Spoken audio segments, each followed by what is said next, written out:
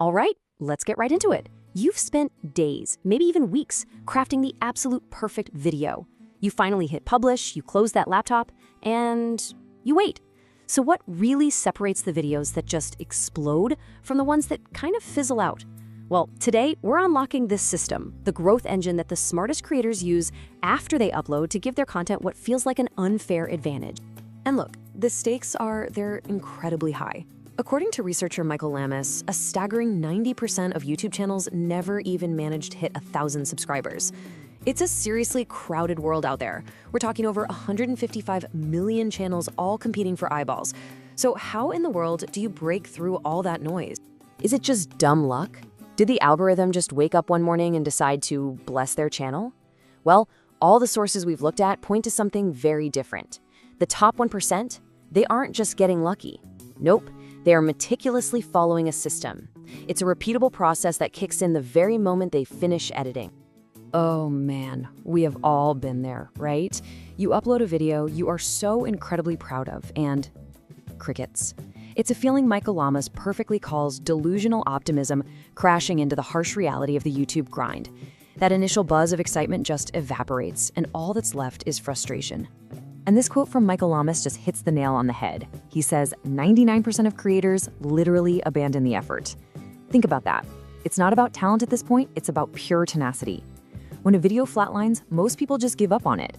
But that stubborn 1%, they see it as the starting pistol for the real work. So what is that work? Well, it actually starts before the video is even public with what you can think of as a non-negotiable pre-flight checklist.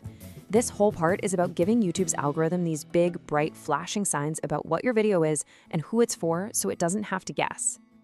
And the very first signal is your title. Creator Adam Ivy breaks this down into a simple but really powerful formula: curiosity plus clarity. See, your title has two jobs. First, it's got to be clear enough for the YouTube AI to instantly know the topic.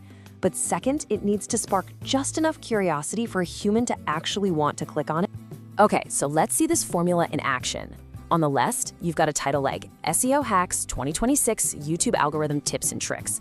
I mean, it's just stuffed with keywords. A robot might get it, but it's not very exciting for a person, right?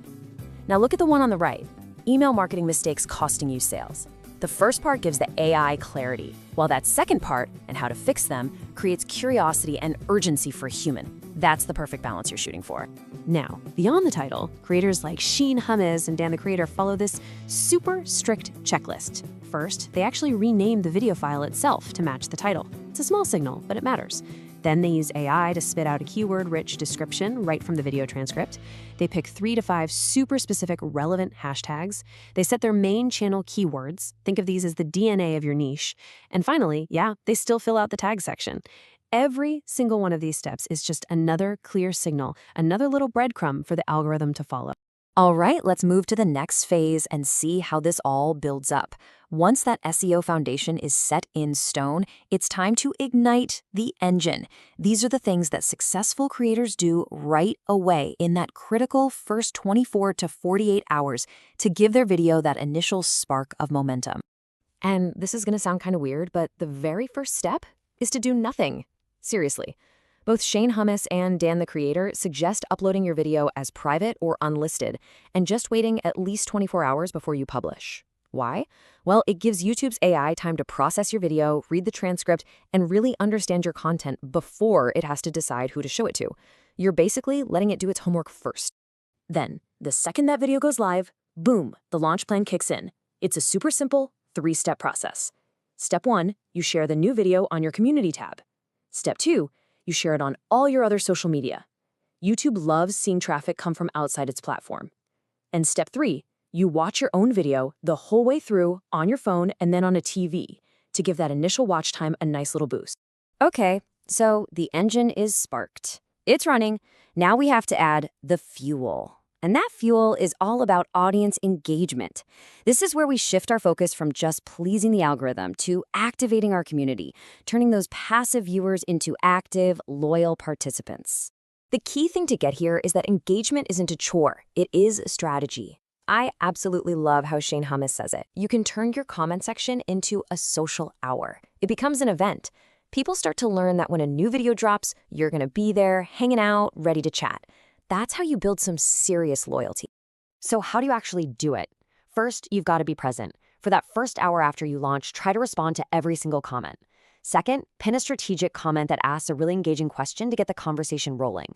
Third, use those comments to ask your viewers what they want to see next. That's free content ideas right there. And fourth, use that community tab to poll your audience on things like which thumbnail they like best, even before you publish. Okay, now we're getting into the really cool stuff, the pro-level moves.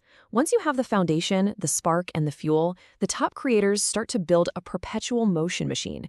It's like a flywheel that creates long-term, sustainable growth that just keeps working, even when they're not actively pushing it.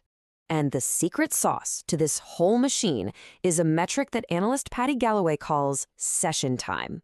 Now, this is not just how long someone watches your video, it's the total time a viewer spends on the entire YouTube platform after clicking on your video.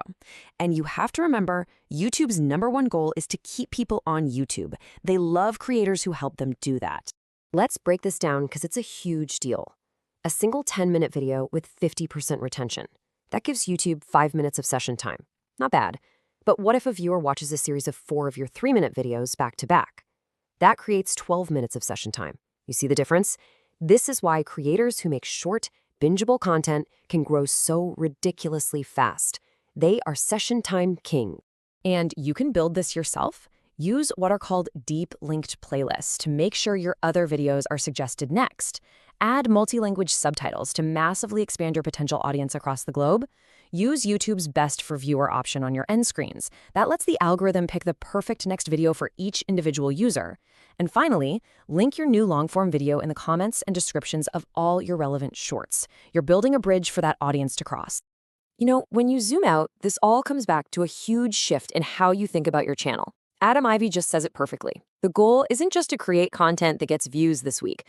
The goal is to build a library of optimized assets that can bring in views, leads, and revenue for months, even years down the road. So, there it is. That's the playbook.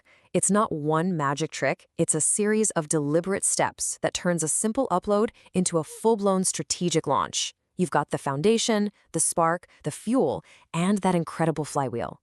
So the real question is, the next time you hit publish, what's your first move going to be?